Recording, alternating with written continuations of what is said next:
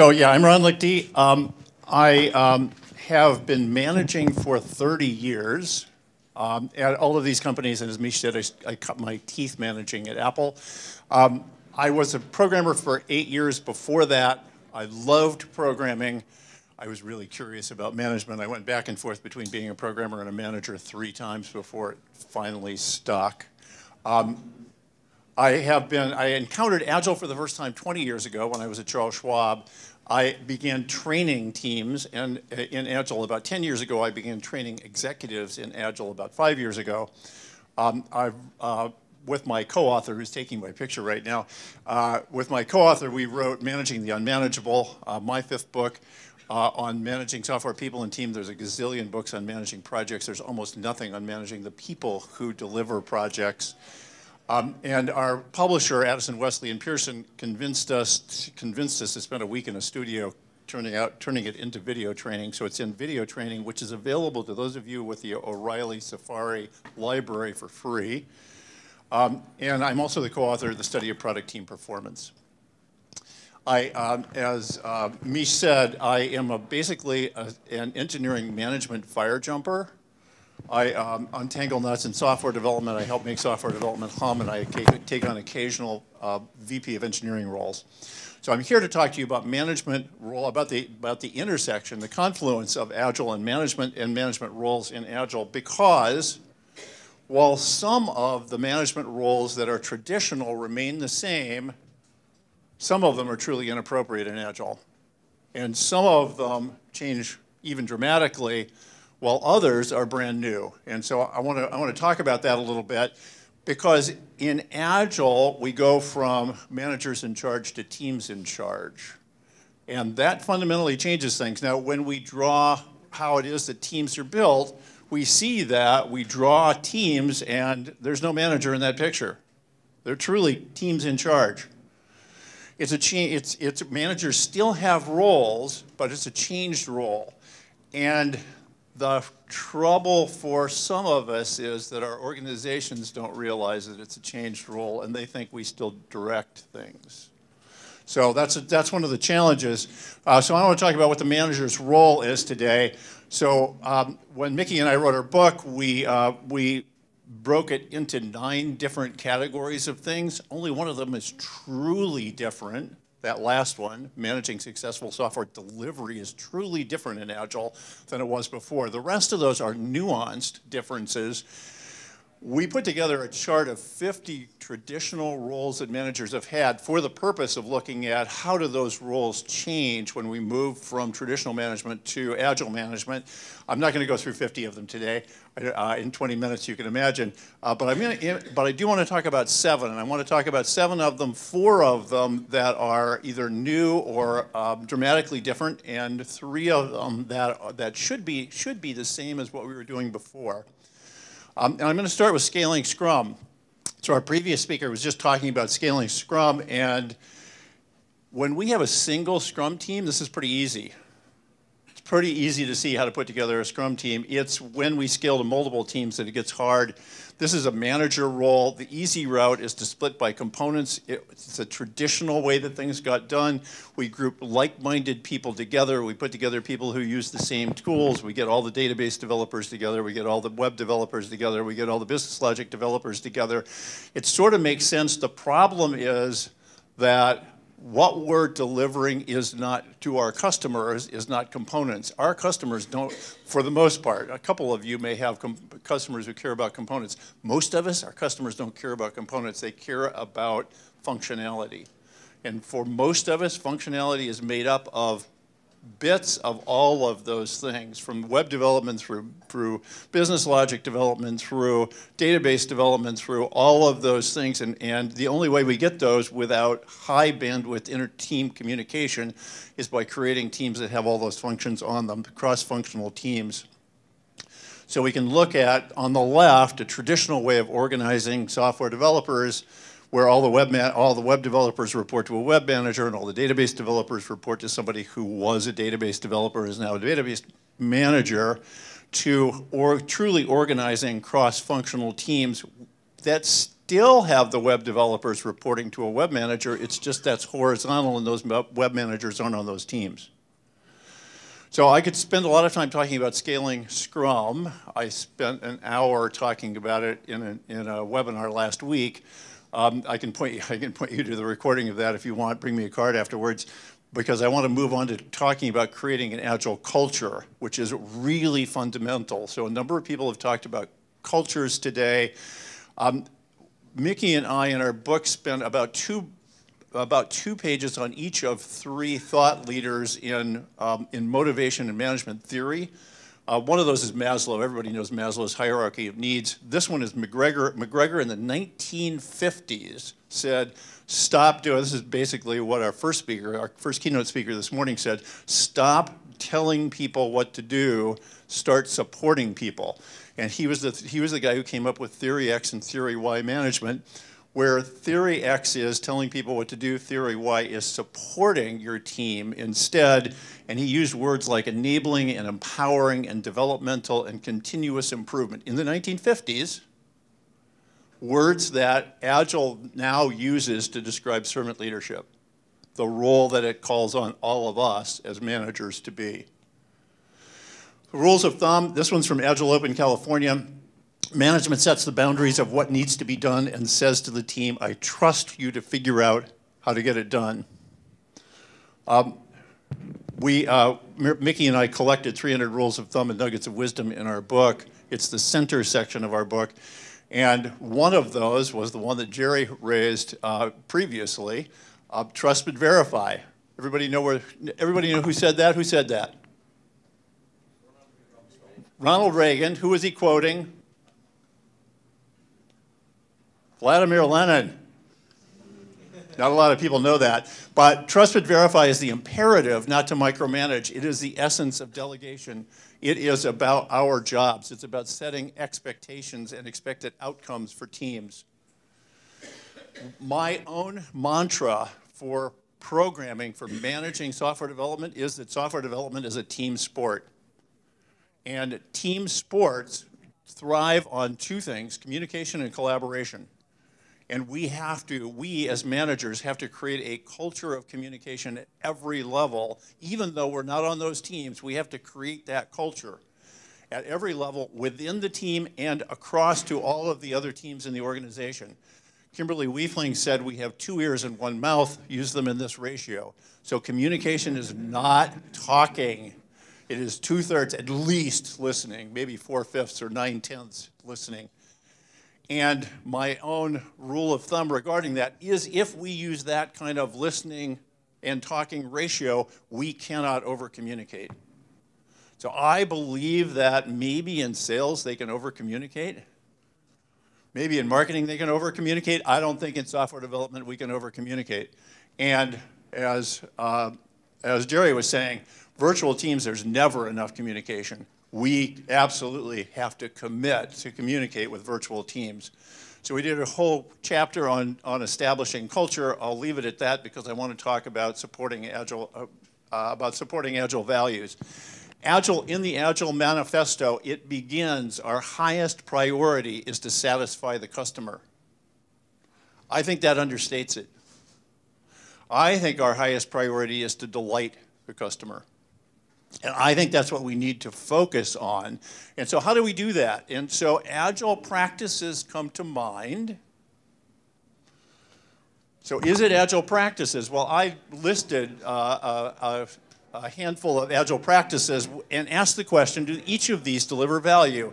And I walked through them and I look at them and every single one of these delivers value. But they don't by themselves make us agile. Much like voting machines don't make us a democracy, Agile practices don't make us agile. Being agile, like democracy, comes from Agile values and Agile principles. It comes from the Agile Manifesto and the values and principles that are listed in the Agile Manifesto.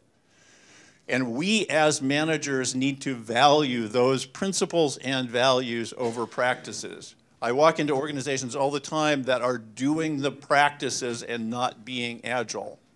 That's our challenge as managers, is to support Agile values. And then to empower self-organization and excellence. And I think this is a really hard one, because what is self-organization? So I thought of self-organization as every single member of the team can be a leader, including the intern. And then I read Google's study a couple of years ago so Google's got lots of money, they can study everything, and they do. And they studied, and they've got high performance teams and low performance teams, just like the rest of us. And they said, what differentiates their high performance teams from their low performance teams? And they realized that whether or not you've read the Aristotle study, whether or not you've read their study, you've heard those two words that have become very popular since then: psychological safety. And they described psychological safety in that study as everybody on the team speaks about an equal amount of time. It's not to say we don't honor the specialty or we don't honor the expertise of our architect or somebody who's been on the team longer than others by saying, oh, the intern speaks the same amount of time. It's that we honor everybody's expertise on the team. So if our self-organizing team were an acting troupe, what kind of acting would we do? Improv. If our self-organizing team were a music group, what kind of music would we do? Jazz. And it's because who's the leader? That leadership passes back and forth on that team. Unfortunately, improv and jazz don't give us good manager models. What gives us good manager models? So I was a director of engineering at Schwab. I wanted to be a VP of engineering. I was struggling to get that promotion, and I had a management coach who put a book in my hand and said, you have to read this. It was a book called Sacred Hoops by a guy who I'd never heard of named Phil Jackson. Some of you may have heard of Phil Jackson. Phil Jackson was a coach. Phil Jackson was the coach of the Chicago Bulls. Phil Jackson inherited Michael Jordan, who was the only basketball player, I think, whose name I knew, who was setting, when Phil Jackson inherited the Chicago Bulls and Michael Jordan was setting every record in shooting, and the Chicago Bulls were losing. And his job was to create a team that won, not a player, a team that won. And he's written 2 books. I will point you to both of them. They're both wonderful, Sacred Hoops and 11 Rings. I didn't become a basketball fan until the Golden State Warriors won the championship the second time. And it occurred to me afterwards that maybe Steve Kerr actually played basketball. And I looked him up on Wikipedia, and oh my God, he played for Phil Jackson on the Chicago Bulls. So I'll move along.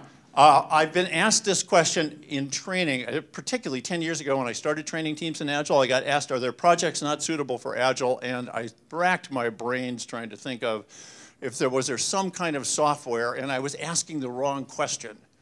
The question really is, are there cultures not suitable for Agile? Because the answer is yes. Micromanaged cultures are not suitable for Agile. Micromanagement, Agile asks everyone on the team to step up.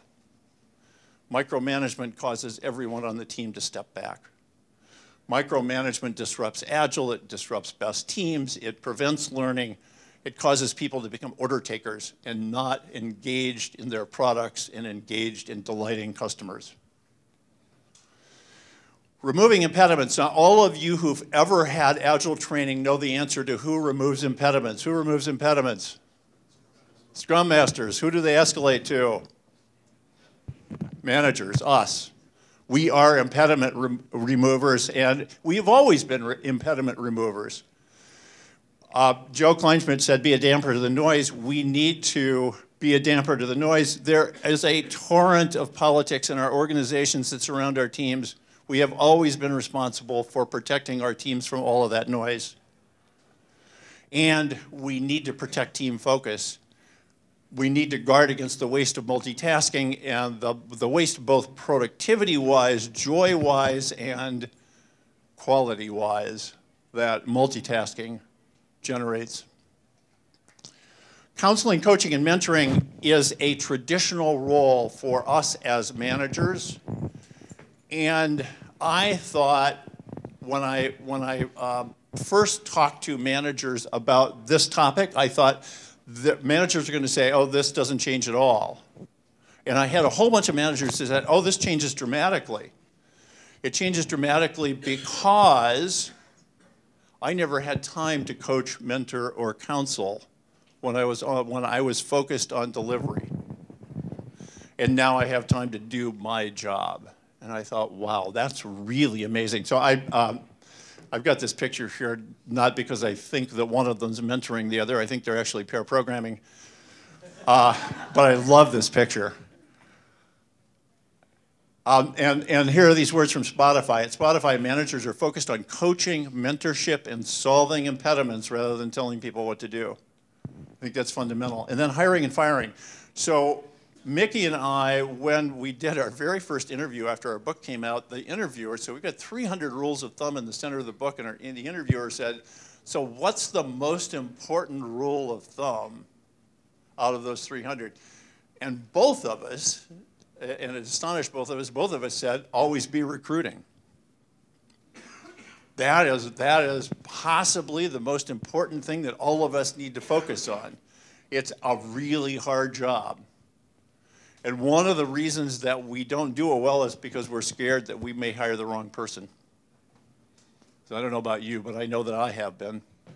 And that is part of our job too, dealing with problem employees. And we had a talk this morning, the second keynote on this. Dealing with problem employees, I had a coach who helped me with it. But it's fundamental that we have to be responsible for dealing with problem employees. Our teams, even though we're not on those teams, our teams all know when there's a problem employee. They all know that we have to deal with this. They all expect us to deal with this. They expect us by osmosis to know that they've got a problem on their team. So we have to be tuned into into all of the teams that we have people on in order to ensure that we deal with problem employees. So there's the list of things. So these are the list. This is the summary of what I just said, and I'll take questions if I've got time, Mish. Yes, we'll move into questions now. Unless anyone wants a picture of this slide, we'll move into questions. All right, so the first question is, when you are doing a project for the first time with Agile processes, how do you project a realistic go-live date to set business expectations? So I'm actually doing a workshop at, so this is the San Francisco Engineering Leadership Community. We have for 25 years had a Silicon Valley engineering leadership community of which I'm the co-chair, and occasionally I actually speak at it, and I'm doing a workshop in February on predictability in Agile. So come spend an hour with me and we'll talk about that, but relative estimating combined with velocity gives us dramatically better predictability than anything that I did in my waterfall days. And I had waterfall days. To my chagrin. I would say one other thing, which is with non-stable teams that don't have any history of velocity, you don't have anywhere to start with. It's the same as we did in waterfall days. It's only as the team begins to deliver. They deliver one sprint, you've got some velocity, 2 sprints, we've got more, 3 sprints, now we've got something we can average, and the team's beginning to do that. Forming, norming, storming, performing, I hope I got those in the right order, thing that begins to generate stability and performance. All right, great. How about, what do you think about managers serving as Scrum Masters? Generally a bad idea, having managers serve as Scrum Masters. So the goal of Scrum Masters is to facilitate, so I'm going to say it's a bad idea, but it's also, it's the same bad idea as having project managers become Scrum Masters. And that's not necessarily a bad idea either. So if you look at project managers, it's a gamut. And at one end, it's a group of people who visit the team 3 times a day to ask, is it done yet? At the other, it's a group of people who are fundamentally about getting people to work together effectively. At that end, those people become good Scrum Masters. At that end, we managers become good Scrum Masters. We are better Scrum Masters if we are Scrum Masters of teams in which no one works for us on the team, in which we're not writing a performance review for anybody on that team, in which we can focus on their working together rather than them being scared of saying something that will affect their performance review. All right, so I think we have time for one more question. Since managers are not part of Agile teams or Scrums, how can they collect or provide feedback about or to direct reports? 360 reviews, peer review, one-on-one, what else? Yes, yes, and yes, and to that last set of things. And we've still got management groups. Those horizontal groups are still there. We've still got the opportunity to have staff meetings to create communities of practice across. So if I was a web developer and I become the web manager, to create a community of practice across all of web development. If I was a database developer and now have become the manager of the database group, to create a community of practice across that group. And I'm going to bring those folks together both for creating a community of practice and for sharing those best practices and for sharing with me how things are going on their teams. And then we as managers have to work together to solve problems. All right, thank you very much, everybody. Thank you for your talk today, Ron.